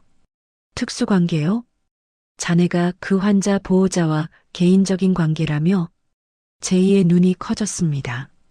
옆에서 채린이 비죽이 웃는 게 보였어요. 의사가 환자 가족과 사적인 감정에 휘말리면 칼끝이 흔들리는 법이야. 객관적인 판단이 안 되지. 병원장님, 그건 자네를 보호하기 위한 조치야. 받아들여. 영식의 목소리는 단호했어요. 제이는 주먹을 꽉 쥐었습니다. 사적인 감정이 아니라 의사로서의 책임감입니다. 제이가 이를 악물며 말했어요. 저는 어떤 환자든 최선을 다합니다. 환자가 누구든 보호자가 누구든 상관없어요. 그게 제 일이니까요. 근데 김 교수는 이 수술을 감당할 수 없습니다. 집도하다 사고라도 나면 그때는 병원장님이 책임지실 겁니까? 제2의 항의에도 영식은 요지부동이었어요. 결정은 내려졌어. 더 이상 논의할 필요 없네. 병원장님, 나가보게, 강 과장. 내가 바빠서. 영식이 손을 내저었습니다. 제이는 부들부들 떨리는 손으로 주먹을 쥔 채 병원장실을 나왔어요. 문이 닫히자마자 채린의 웃음소리가 들렸습니다. 제이는 이를 악물었어요. 한편 지수는 아무것도 모른 채 병원에 와 있었습니다. 엄마 면회 시간이어서 병실로 가는 길이었어요. 어제 제이가 엄마를 살려줬다는 생각에 마음이 한결 가벼웠죠. 손에는 엄마가 좋아하는 과일을 사들고 있었습니다. 그때 복도 저편에서 익숙한 얼굴이 나타났어요. 채린이었습니다. 채린은 어제보다 더 서슬퍼런 눈으로 지수 앞을 가로막았어요. 어머, 또 만났네. 채린의 목소리에는 조롱이 가득했습니다. 지수는 고개를 숙이며 지나가려 했어요. 죄송합니다. 비켜주세요. 하지만 채린이 지수의 팔을 억세게 잡아챘습니다. 어딜 가? 할 얘기가 있는데. 저 엄마 면회 가야 해서. 면회? 좋아 죽겠네. 채린이 비웃으며 말했어요. 오빠가 내 편 들어주니까 내가 뭐라도 된 것 같아? 완전 신났겠다. 응? 지수는 아무 말도 하지 못했어요. 채린이 한 발 더 다가왔습니다. 착각하지 마, 아줌마. 채린의 목소리가 낮아졌어요. 내 그 구질구질한 이름표 때문에 제이 오빠 커리어 끝났으니까. 네. 지수의 눈이 커졌습니다. 방금 우리 아빠가 오빠 수술 집도권 뺏었어. 알아? 내 엄마 수술 오빠가 못해. 다른 교수가 하는 거야. 그게 무슨. 그것만이 아니야. 채린이 손톱으로 지수의 팔을 꼭 집었어요. 지수가 아파서 인상을 찡그렸습니다. 징계위원회도 열릴 거야. 오빠가 사적인 감정으로 환자를 봤다고. 징계 먹으면 의사 면허도 위험해질걸? 몇 년간 공부해서 여기까지 온 건데 너 때문에 다 날아가는 거야. 지수의 가슴이 철렁 내려앉았습니다. 아니에요. 오빠는 아무 잘못도. 잘못이 없어? 웃기네. 채린이 코웃음을 쳤어요. 로비에서 내 앞에 무릎 꿇은 거 다 봤어. 의사가 환자 보호자 앞에서 저러면 안 되는 거 몰라? 품위 유지 의무 위반이야. 그것만으로도 징계 사유가 돼. 지수는 머리가 하얘졌어요. 자기 때문에 제이가 이런 일을 당하고 있다니. 내가 정말 오빠를 생각한다면 말이야. 채린이 지수의 귀에 대고 속삭이듯 말했습니다. 여기서 조용히 사라져주는 게 정답 아니니? 오빠 인생 망치지 말고. 채린이 지수의 팔을 확 놓았어요. 그리고 굽 높은 구두 소리를 내며 유유히 사라졌습니다. 지수는 그 자리에 얼어붙은 듯 서 있었어요. 자기 때문에 제이가 그동안 쌓아온 모든 것이 무너지고 있었습니다. 지수는 떨리는 발걸음으로 제이의 연구실 앞에 섰어요. 문을 두드리려고 손을 들었지만 차마 노크를 하지 못했습니다. 문틈 너머로 제이의 목소리가 들려왔거든요. 김 교수님, 이 환자는 좌심방 쪽 혈관이 변이가 있습니다. 여기 보시면. 제이가 누군가에게 열심히 설명하고 있었어요. 목소리가 절박했습니다. 이 부분 건드리시면 안 돼요. 출혈이 심하게 날 수 있거든요. 제이는 자신이 수술실에 들어가지 못하더라도 지수 엄마를 살리기 위해 다른 의사에게 고개를 숙이고 있었어요. 자신의 자존심을 다 버리고 환자를 살리기 위해 애쓰고 있었죠. 여기요, 이 부분. 제가 표시해뒀거든요. 꼭 확인해 주세요. 제이의 목소리가 떨리고 있었습니다. 지수는 연구실 문고리를 잡았던 손을 천천히 뗐어요. 나 같은 게 오빠 옆에 있으면 지수의 눈에서 눈물이 흘러내렸습니다. 정말 오빠 인생에 비린내만 묻히겠구나. 지수는 뒤로 한 발 물러섰어요. 그리고 복도 구석 의자에 주저앉아 소리 없이 울었습니다. 손에 들고 있던 과일 봉지가 바닥에 떨어졌지만 주울 힘도 없었어요. 제이는 연구실 안에서 집도권을 되찾기 위해 필사적으로 노력하고 있었고, 체리는 어딘가에서 그 모습을 비웃으며 더 큰 함정을 준비하고 있었습니다. 그리고 지수는 복도 구석에서 혼자 울고 있었어요. 자기 때문에 제이의 세상이 무너지고 있다는 죄책감에 짓눌린 채로요. 하루가 지나 수술 당일 아침이 밝았습니다. 병원 복도는 폭풍 전야처럼 고요했어요. 평소 같으면 분주하게 오가는 의료진들의 발걸음 소리가 들렸을 텐데 오늘따라 유난히 조용했습니다. 제이는 끝내 집도권을 되찾지 못했어요. 어제 내내 병원장을 찾아가고 의료진 회의를 요청하고 온갖 방법을 동원했지만 소용없었습니다. 병원장 영식은 오히려 제이에게 근신 처분을 내렸어요. 강 과장, 오늘 수술실 근처에는 얼씬도 하지 마. 알겠나? 영식의 차가운 경고가 귓전에 맴돌았습니다. 하지만 제이는 말을 듣지 않았어요.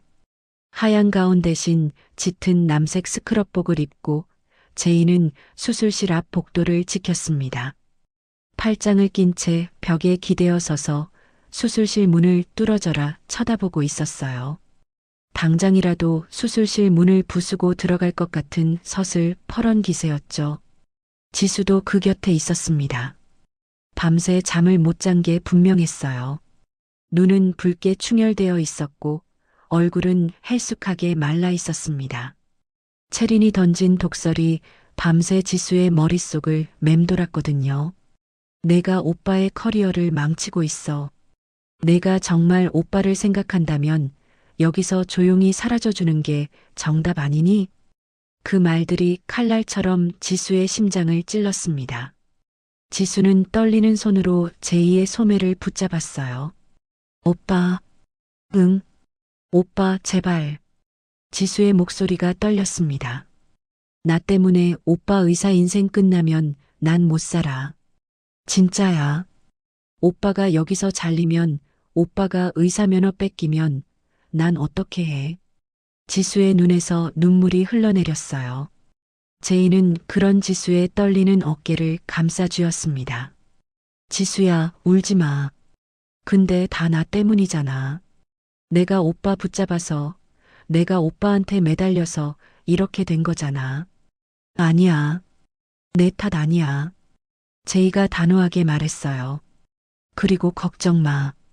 저 김 교수, 내가 어젯밤 밤새 붙잡고 혈관 위치 하나하나 다 외우게 했어. 진짜? 응. 변이 혈관 위치, 심막 유착 부위, 접근 경로 다 설명해줬어. 아무 일 없을 거야. 제이가 억지로 웃어 보였습니다. 하지만 그의 눈은 수술실 위의 수술 중 전광판에서 단 한순간도 떨어지지 않았어요. 걱정이 없는 게 아니었습니다. 김 교수의 실력을 제이는 알고 있었거든요. 경력은 길지만 복잡한 수술은 피하는 타입이었죠. 게다가 지수 엄마의 수술은 난이도가 높았습니다. 하지만 지수 앞에서 그런 말을 할 수는 없었어요. 오빠. 지수가 제이의 손을 꽉 잡았습니다. 고마워. 내가 뭘 어떻게 갚아야 할지 모르겠어. 갚긴 뭘 갚아? 바보같이. 제이가 지수의 머리를 쓰다듬었어요. 20년 전처럼 다정하게. 수술이 시작됐습니다. 수술실 문이 닫히고 전광판의 수술 중 불이 켜졌어요. 제이와 지수는 복도 의자에 나란히 앉아 그 불빛을 바라봤습니다. 지수는 낡은 지갑을 꺼냈어요. 그 안에는 제이가 수선해준 이름표가 들어 있었습니다. 어젯밤 제이가 지수에게 그걸 건네줬거든요. 제이는 산산조각난 파란 플라스틱 조각들을 하나하나 정교하게 이어붙였어요. 깨진 틈새에는 투명한 접착제를 채워넣고 더 이상 부서지지 않게 작고 투명한 아크릴 프레임에 넣었습니다. 마치 귀한 펜던트처럼 만들어서 지수에게 건넸었죠. 이거 이제 안 부서져. 그때 제이의 말이 떠올랐어요. 20년 동안 너가 지켜줬으니까 이제는 내가 이걸 다시 지켜줄게. 지수는 그 이름표를 두 손으로 꽉 쥐고 기도했습니다. 눈을 감고 속으로 빌고 또 빌었어요. 제발 엄마를 살려주세요. 간절하고 처절한 기도였습니다. 같은 시각 수술실 안은 아수라장이었어요. 석션 빨리요. 간호사의 다급한 목소리가 울려 퍼졌습니다. 혈압 떨어집니다. 80에 50. 모니터에서 경보음이 울렸어요. 삐삐삐삐 날카로운 소리가 수술실 안을 가득 채웠습니다. 김 교수의 이마에 땀이 송골송골 맺혔어요. 손에 든 메스가 덜덜 떨리고 있었습니다. 이거 뭐야? 김 교수가 당황한 목소리로 중얼거렸어요. 제이가 분명히 설명해 줬습니다. 좌심방 쪽에 변이 혈관이 있다고, 그 부분 조심하라고. 하지만 막상 수술을 시작하니까 생각처럼 되지 않았어요. 차트랑 다르잖아. 이 혈관이 왜 여기 있어? 김 교수가 소리쳤습니다. 하지만 소리친다고 혈관 위치가 바뀌는 건 아니었죠. 출혈이 안 잡혀요. 교수님, 어떻게 해요? 간호사가 다급하게 물었지만 김 교수는 대답하지 못했어요.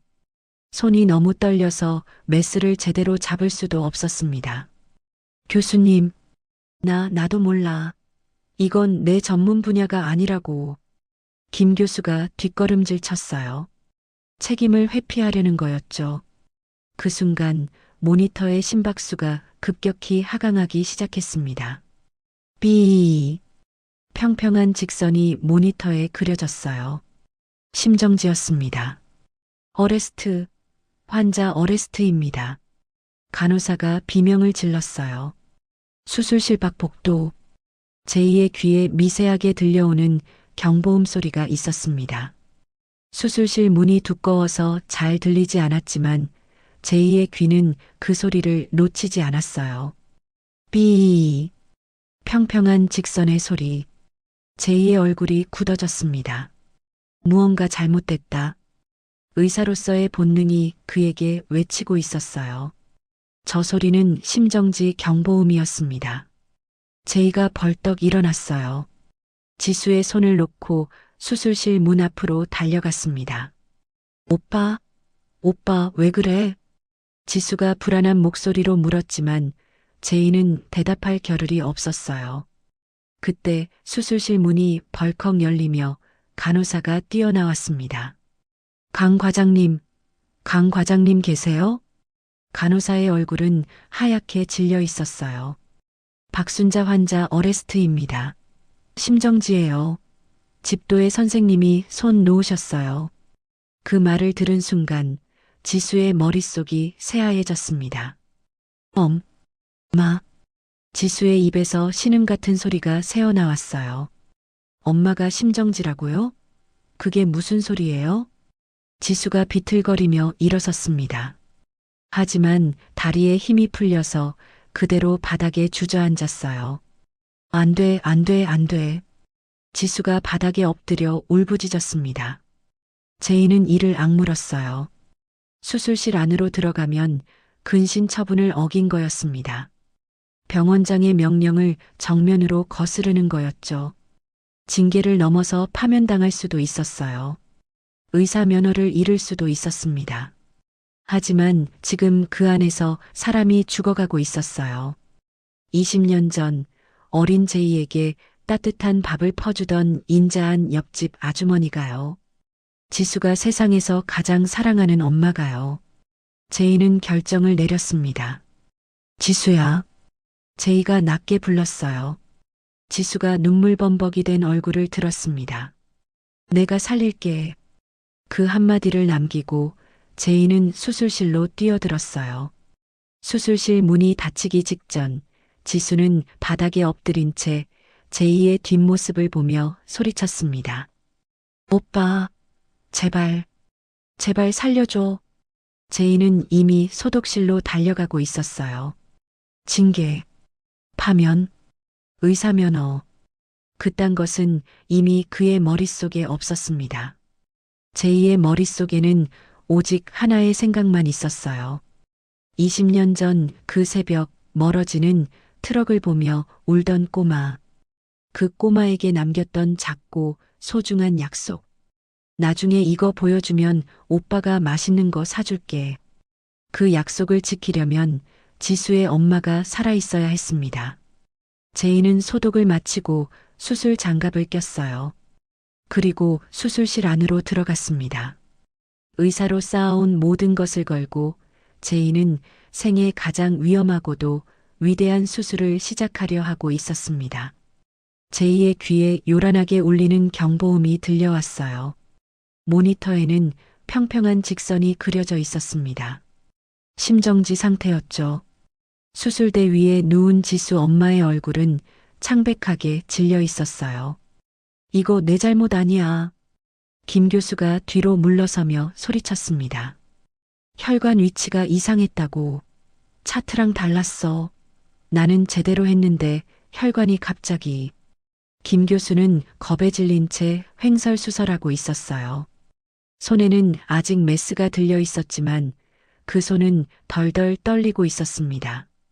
간호사들은 어찌할 바를 몰라 발을 동동 굴렀어요. 교수님, 환자가 어레스트입니다. 어떻게 해요? 몰라. 나도 모르겠다고. 김 교수가 고개를 저으며 뒷걸음질 쳤습니다. 완전히 손을 놓아버린 거였죠. 제이는 그 광경을 보며 이를 악물었어요. 이러다가는 정말로 지수 엄마가 죽습니다. 제이는 망설임 없이 수술대 앞으로 뛰어들었어요. 비키세요. 제이의 단호한 목소리가 수술실에 울려 퍼졌습니다. 지금부터 제가 맞습니다. 강 과장님? 진짜 하실 겁니까? 간호사가 놀란 눈으로 제이를 쳐다봤어요. 하지만 제이는 설명할 시간이 없었습니다. 질문은 나중에 하세요. 지금 환자 살리는 게 먼저입니다. 제이의 날카로운 목소리에 소란스럽던 수술실이 순식간에 조용해졌어요. 제이는 수술대 위를 살폈습니다. 제이는 이 환자의 상태를 누구보다 잘 알고 있었습니다. 응급수술을 직접 했으니까요. 좌심방 쪽 변이 혈관. 거기가 문제다. 제이의 손이 빠르게 움직였어요. 김 교수가 실수로 건드린 혈관을 찾아냈습니다. 제이는 한 손으로 그 혈관을 꽉 눌러 지혈했어요. 석션 준비하세요. 출혈부터 잡아야 합니다. 네. 간호사가 황급히 석션기를 가져왔어요. 제이는 한 손으로 지혈을 유지하면서 다른 손으로 석션을 지시했습니다. 여기요. 여기 피 빼주세요. 시야 확보해야 합니다. 알겠습니다. 석션기가 피를 빨아들이자 수술 부위가 조금씩 보이기 시작했어요. 제이의 눈이 번뜩였습니다. 찾았다.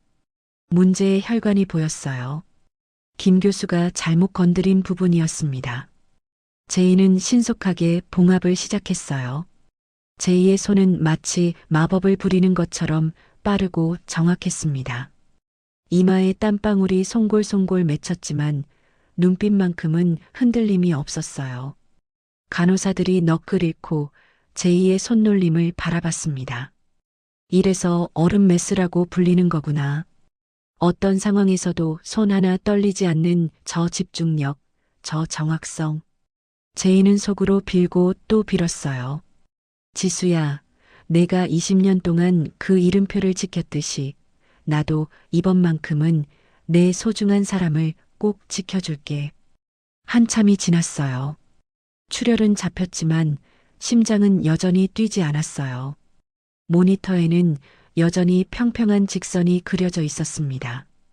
강 과장님, 어레스트 지속 중입니다. 간호사가 조심스럽게 말했어요. 목소리에 불안이 묻어났습니다. 알아요. 제이가 짧게 대답했어요.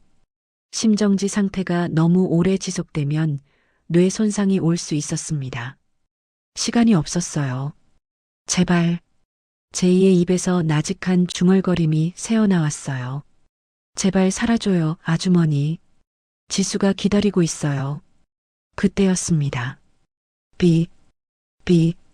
모니터에서 소리가 났어요. 평평하던 직선이 요동치기 시작했습니다. 작은 파동이 생겼어요. 그리고 그 파동이 점점 커지기 시작했죠. 심박 돌아옵니다. 간호사가 외쳤어요. 모니터의 숫자가 올라가기 시작했습니다. 규칙적인 심장 박동 소리가 수술실에 울려 퍼졌어요. 멈췄던 지수 엄마의 심장이 다시 뛰기 시작한 거였습니다. 살아났어요. 간호사가 감격에 찬 목소리로 외쳤어요. 수술실 안에 있던 모든 사람들이 안도의 한숨을 내쉬었습니다. 제이는 그제야 젖은 이마를 팔뚝으로 닦으며 깊은 숨을 내뱉었어요. 살았다. 다리에 힘이 풀리는 것 같았습니다. 하지만 아직 끝난 게 아니었어요. 마무리 봉합이 남아 있었죠. 제이는 다시 집중했습니다. 떨리는 손을 억지로 다잡으며 마지막까지 완벽하게 수술을 마무리했어요. 봉합 완료했습니다. 제이가 나직하게 말했어요. 수술 종료합니다. 시계를 보니 수술실에 들어온 지 1시간 반이 지나 있었습니다. 짧다면 짧고 길다면 긴 시간이었죠. 제이는 피 묻은 장갑을 벗으며 수술대를 내려다봤어요. 지수 엄마의 얼굴에 혈색이 돌아오고 있었습니다. 숨소리도 안정되어 있었죠. 살았어. 제이는 그제야 긴장이 풀리며 눈을 감았습니다. 수술실 문이 열렸어요. 제이가 피 묻은 수술복 차림으로 복도에 나서자 저편에서 누군가 달려오는 발소리가 들렸습니다. 지수였어요. 지수는 수술실 앞에서 2시간 가까이 기다리고 있었습니다. 바닥에 주저앉아 울다가 기도하다가 또 울다가 그렇게 긴 시간을 버텼죠. 오빠. 지수가 제이에게 달려왔어요. 엄마는? 우리 엄마 어떻게 됐어? 지수의 눈은 울어서 퉁퉁 부어 있었습니다. 목소리는 쉰 채로 갈라져 있었죠. 제이는 지수의 두 손을 꼭 잡았어요. 그리고 환하게 웃어 보였습니다. 살렸어, 지수야. 진짜? 응. 이제 걱정 마. 우리 아주머니 무사하셔. 그 말에 지수의 눈에서 다시 눈물이 쏟아졌어요. 하지만 이번에는 슬픔의 눈물이 아니었습니다. 안도와 감사의 눈물이었죠. 오빠, 잘했어, 지수야. 잘 버텼어. 제이가 지수의 등을 토닥였습니다. 지수는 어린아이처럼 엉엉 울음을 터뜨렸어요. 20년 전 담장 밑에서 울던 8살 꼬맹이처럼요. 하지만 감동적인 순간도 잠시였습니다. 복도 저편에서 급한 발소리가 들려왔어요. 강 과장님, 채린의 날카로운 목소리였습니다. 채린이 달려오고 있었어요. 그 뒤에는 병원장 영식이 그리고 경비원 2명이 따라오고 있었습니다. 지금 뭐 하시는 거예요? 허락도 없이 수술실에 들어가다니 미쳤어요? 채린이 제이 앞에 서며 소리쳤어요. 제이의 수술복에 묻은 피를 보며 얼굴을 찌푸렸습니다. 근신 처분 받은 거 몰라요? 수술실 근처에 얼씬도 하지 말라고 했잖아요. 채린의 고함에 제이는 아무 대답도 하지 않았어요. 그저 지수를 등 뒤로 감싸며 채린과 영식을 바라볼 뿐이었죠. 영식이 한 발 앞으로 나섰습니다. 그의 얼굴은 분노로 붉게 달아올라 있었어요. 강제희, 자네 정말 제정신인가? 영식의 목소리가 복도에 울려 퍼졌습니다. 무단집도라니. 이건 명백한 해고 사유야. 아니, 의사 면허 박탈 사유라고. 아버지 말이 맞아요. 채린이 거들었어요. 오빠, 이번엔 진짜 끝이야. 우리 아빠가 의료윤리위원회에 고발하면 오빠 면허 날아가는 거야. 알아? 지수가 제이의 옷자락을 꼭 잡으며 떨고 있었어요. 자기 때문에 제이가 이런 일을 당하고 있다는 게 너무나 미안했습니다. 하지만 제이는 오히려 지수의 손을 더 꽉 쥐어줬어요. 그리고 천천히 영식과 채린을 바라봤습니다. 제이의 눈빛은 그 어느 때보다 당당했어요. 조금의 두려움도 없었습니다. 환자를 살린 의사에게 그 어떤 위협도 더 이상 무섭지 않았거든요. 수술실 앞 복도는 순식간에 아수라장이 되었습니다. 채린이 제이의 소매를 붙잡으며 악을 썼어요. 오빠, 정말 미쳤어? 이 여자 하나 때문에 의사 인생 끝내고 싶어? 채린의 손톱이 제이의 팔을 파고들었습니다. 당장 사과해. 아빠한테 한 번만 살려달라고 빌어.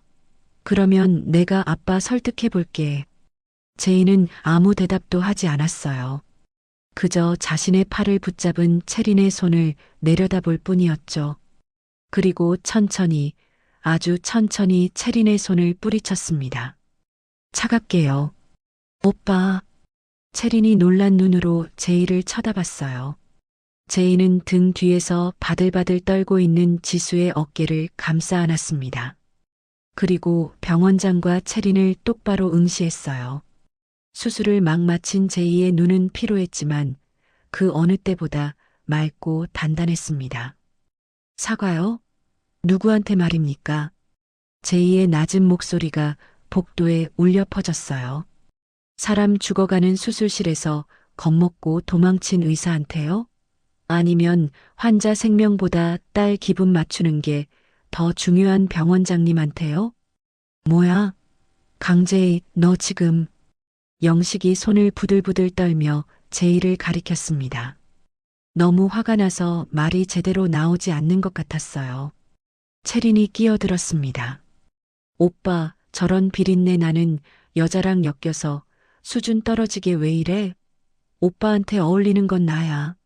오빠가 있을 곳은 여기 병원이고 우리 집이라고. 지수가 움찔했어요. 고개를 푹 숙이며 작아졌습니다.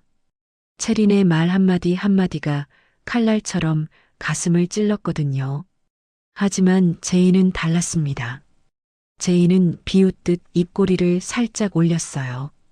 그리고 지수의 주머니에서 무언가를 꺼냈습니다. 투명한 아크릴 프레임에 담긴 파란 이름표였어요.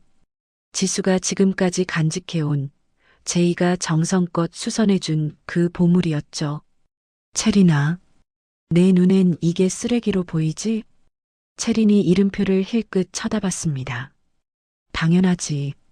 그딴 플라스틱 조각이 뭐가 대단하다고. 그래.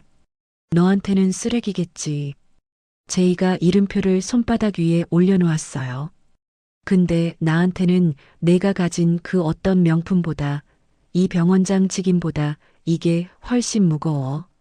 이 이름표가 20년 동안 버텨준 덕분에 내가 오늘 사람 하나 살릴 수 있었던 거야. 제이가 채린의 눈을 똑바로 쳐다봤습니다. 내가 구두굽으로 짓밟은 이 쓰레기가 사람 목숨 하나 살린 거야. 채린의 얼굴이 빨개졌어요. 그게 뭔 상관이야. 오빠는 나랑 있어야 해. 채린아. 제이가 한 걸음 다가갔습니다. 채린이 움찔하며 뒤로 물러섰어요.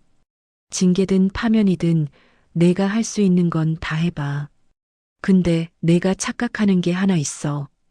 제이의 목소리는 조용했지만 서슬퍼런 기운이 서려 있었습니다. 내가 너를 선택하지 않는 건 지수 때문이 아니야. 너한테는 단 1분도 내 마음을 줄 가치가 없기 때문이야. 그 한마디가 채린의 가슴에 박혔습니다. 내가 아무리 나를 바닥으로 끌어내려도 난 절대로 내가 원하는 곳으로 안 가. 난 너한테 안 가, 채린아. 과거에도 그랬고, 지금도, 앞으로도 그래. 절대로. 채린은 망치로 머리를 맞은 듯 멍해졌어요. 자신이 가진 배경과 권력이면 제이를 마음대로 휘두를 수 있을 줄 알았는데, 제이는 지수를 위해 그 모든 것을 기꺼이 던져버린 거였습니다. 오빠, 어떻게 나한테 이럴 수 있어? 체린의 눈에서 분노와 굴욕의 눈물이 쏟아졌어요. 하지만 제이는 눈 하나 깜짝하지 않았습니다. 그때 주변에서 수군거리는 소리가 들려왔어요. 소란을 듣고 환자 보호자들과 간호사들이 하나둘 모여들고 있었거든요.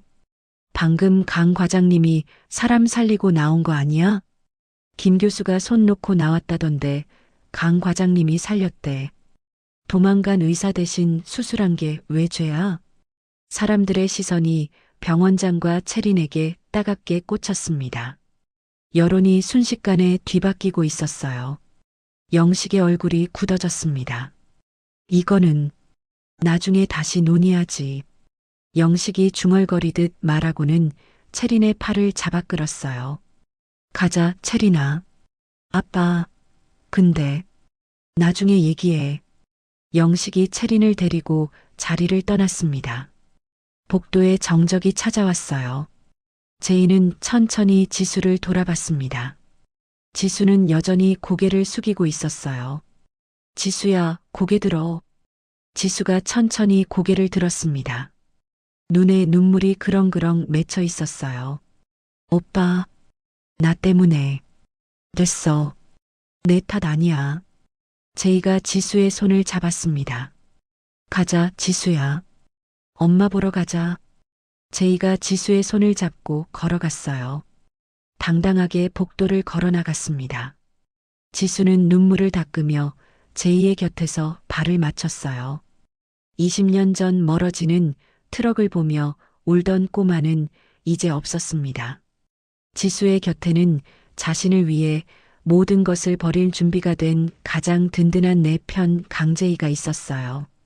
며칠 후 제이는 병원장실 문을 열었습니다. 손에는 하얀 봉투 하나가 들려 있었어요. 사직서였죠. 영식이 책상에서 고개를 들었습니다. 제이를 보자 표정이 굳어졌어요. 강 과장, 무슨 일인가? 제이는 아무 말 없이 책상 위에 봉투를 내려놓았습니다. 이게 뭔가? 사직서입니다. 영식의 눈이 커졌어요. 뭐? 사직서? 네. 오늘부로 그만두겠습니다. 제이의 목소리는 담담했습니다. 후회도 미련도 없는 목소리였어요. 영식이 벌떡 일어났습니다. 자, 자네 지금 무슨 소리를 하는 건가? 징계권은 내가 다시 생각해 보겠다고 했잖아. 굳이 이렇게까지. 아닙니다, 병원장님. 제이가 영식의 말을 끊었어요. 저는 환자를 살리는 게 의사의 일이라고 배웠습니다. 그런데 이 병원에서는 그게 죄가 되더군요. 그런 곳에서 더 일하고 싶지 않습니다. 영식의 얼굴이 붉어졌어요. 하지만 제이는 더 이상 할 말이 없다는 듯 돌아섰습니다. 그동안 감사했습니다. 제이가 병원장실을 나왔어요. 문이 닫히는 소리가 복도에 울렸습니다. 소문은 금세 퍼졌습니다. 어른 메스 강제의 과장이 병원을 그만뒀다는 소식에 병원 안이 발칵 뒤집혔어요. 간호사들은 수군거렸고 다른 의사들은 안타까워했죠. 강 과장님이 그만두신다고? 진짜래. 병원장이랑 크게 부딪혔다던데. 하지만 제이는 신경 쓰지 않았습니다. 오히려 홀가분했어요. 소문이 퍼지자 다른 대형 병원들에서 앞다투어 연락이 왔습니다. 강 과장님, 저희 병원으로 오시면 과장 자리 바로 드리겠습니다. 연봉은 원하시는 대로 맞춰드릴게요. 제발 저희 병원으로. 실력 있는 천재 의사를 놓칠세라 러브콜이 쏟아졌어요. 하지만 제이는 모든 제안을 정중히 거절했습니다. 감사합니다. 하지만 지금은 좀 쉬고 싶습니다. 제이는 잠시 휴식을 택했어요. 20년 전 야반도주하듯 떠나며 잃어버렸던 소중한 것들을 하나씩 되찾기 위해서였습니다. 그리고 며칠 후 지수 엄마가 퇴원하는 날이 찾아왔어요. 볕 좋은 일요일 오후였습니다. 하늘은 맑았고 따스한 햇살이 세상을 환하게 비추고 있었어요. 지수는 아침 일찍 일어나 집안 청소를 했습니다. 엄마가 돌아오시니까 깨끗하게 해놓고 싶었거든요. 오랜만에 비린내 나는 앞치마 대신 예쁜 원피스를 입었어요. 제이가 사준 옷이었습니다. 엄마, 오늘 퇴원이시네요. 기분이 어떠세요? 지수가 병실에서 엄마를 부축하며 물었어요. 좋지. 우리 지수 덕분에 이렇게 건강해졌잖아. 엄마가 환하게 웃었습니다. 수술 후 얼굴에 혈색이 돌아와서 예전보다 훨씬 건강해 보였어요. 엄마, 내가 아니라 제이 오빠 덕분이죠. 그래, 제이 덕분이지. 그 애가 아니었으면 엄마 어떻게 됐을지 몰라. 엄마가 지수의 손을 꼭 잡았어요. 지수야, 제이가 정말 좋은 사람이구나. 어릴 때도 착한 아이였는데 더 훌륭하게 컸어. 네, 엄마. 오빠는 정말 좋은 사람이에요. 지수가 눈시울을 붉히며 대답했습니다. 퇴원 수속을 마치고 병원을 나서자 입구에 제이가 서 있었어요. 제이 옆에는 검은색 세단이 멈춰 서 있었습니다. 제이야. 엄마가 반갑게 제이를 불렀어요. 아주머니, 몸은 좀 어떠세요? 덕분에 아주 좋아. 고마워, 제이야. 내가 아니었으면 이 늙은이 어떻게 됐을지. 말씀 마세요. 당연히 해야 할 일을 한 건데요. 제이가 웃으며 대답했습니다. 그때 세단 문이 열리더니 중년의 부부가 내렸어요. 지수의 눈이 커졌습니다. 낯익은 얼굴이었거든요. 20년 전 옆집에서 인자하게 웃어주던 그분들이었어요. 제이의 부모님이었습니다. 순자 씨, 지수야. 제이 어머니가 반갑게 손을 흔들었어요. 박 여사님, 그간 잘 지내셨습니까? 제이 아버지도 다가오시며 말씀하셨죠. 어머 세상에. 지수 엄마도 깜짝 놀라며 반가워했습니다. 일단 차에 타세요. 집까지 모셔다 드릴게요. 제이가 차 문을 열어줬어요. 지수가 엄마를 부축해서 뒷좌석에 태웠습니다. 차 안에서 제이 어머니가 지수 엄마의 손을 잡았어요. 순자 씨, 정말 미안해요. 그때 말 한마디 없이 떠나서. 아니에요, 괜찮아요. 형편이 어려우셨던 거 저도 알았어요. 어쩔 수 없으셨던 거죠. 제이한테 지수 얘기 듣고 얼마나 가슴이 아팠는지 몰라요. 그 꼬맹이가 20년 동안 이름표를 품고 살았다니. 제이 어머니의 눈에 눈물이 그렁그렁 맺혔습니다. 제이 어머니는 지수의 두 손도 꼭 잡았습니다. 지수가 이렇게 예쁘게 컸구나. 우리가 미안하다, 지수야. 말 한마디 없이 떠나서 내가 얼마나 울었을지 생각하면 밤잠을 설쳤어. 아주머니. 지수도 눈물이 왈칵 쏟아졌어요. 그렇게 달리던 차는 익숙한 골목길을 지나 지수네 작은 집 앞에 멈춰 섰어요. 모두 차에서 내렸습니다. 제이 아버지가 지수 엄마에게 다가와 연신 고개를 숙였어요. 박 여사님, 그날 밤 우리 때문에 지수랑 여사님 고생 많이 하셨죠? 제이가 지수를 다시 찾았다는 말 듣고 얼마나 기뻤는지 모릅니다. 지수 엄마는 환한 미소를 지으며 제이 부모님을 반겼습니다. 아니에요. 이렇게 다들 건강하게 다시 만났으니 됐어요. 우리 지수가 제이 이름표를 품고 산 보람이 있네요. 그래도 미안해요. 지수가 그날 밤 트럭 뒤를 쫓아오던 거 저도 봤거든요. 차마 뒤를 돌아볼 수가 없었어요. 제이 어머니가 눈물을 닦으며 말했습니다. 지수 엄마가 제이 어머니의 손을 잡았어요. 제이와 지수는 그 광경을 흐뭇하게 바라보았습니다. 담장 하나를 사이에 두고 이웃 사촌으로 살던 두 가족이 이렇게 다시 만나게 됐어요. 오빠, 지수가 나직하게 불렀습니다. 응, 부모님, 많이 고생하셨겠다. 응, 그래도 이제는 괜찮아. 아버지가 다시 일어서셔서 지금은 여유가 좀 생겼어. 제이가 지수의 어깨를 감싸 안았어요. 지수야. 응? 잠깐 나랑 얘기 좀 하자. 제이가 지수의 손을 잡고 마당 한쪽으로 이끌었습니다. 부모님들은 안에서 이야기꽃을 피우고 있었어요. 제이는 주머니에서 작은 상자를 꺼냈습니다. 이게 뭐야? 지수가 고개를 갸웃했어요. 제이가 상자를 열었습니다. 그 안에는 제이가 정성껏 수선했던 파란 이름표가 투명한 메달이 되어 담겨 있었어요. 그리고 그 옆에는 반짝이는 반지 하나가 놓여 있었습니다. 지수의 눈이 커졌어요. 오빠, 이거. 지수야. 제이가 지수의 눈을 똑바로 바라봤습니다. 8살 때 내가 나랑 결혼하겠다고 울면서 내 가방끈 잡고 늘어졌던 거 기억나? 지수의 얼굴이 빨개졌어요. 그걸 왜 지금? 그때 내가 뭐라고 했는지 기억나? 크면 생각해 본다고 했잖아. 지수가 부끄러워하며 대답했습니다. 응. 그때는 내가 너무 어려서 내 마음을 다 받아주지 못했어. 그리고 도망치듯 떠났지. 제이의 목소리가 낮아졌어요. 미안했어, 지수야. 20년 동안 너 혼자 버티게 해서 그 이름표 하나 쥐어주고 떠나서. 오빠, 그건. 근데 이제는 안 그래. 제이가 지수의 손을 잡았습니다. 이 이름표 지켜줘서 고마워.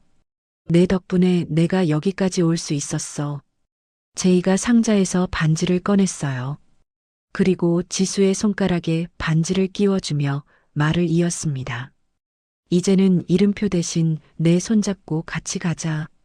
평생 맛있는 거 사주고 평생 내 옆에서 너 지켜줄게.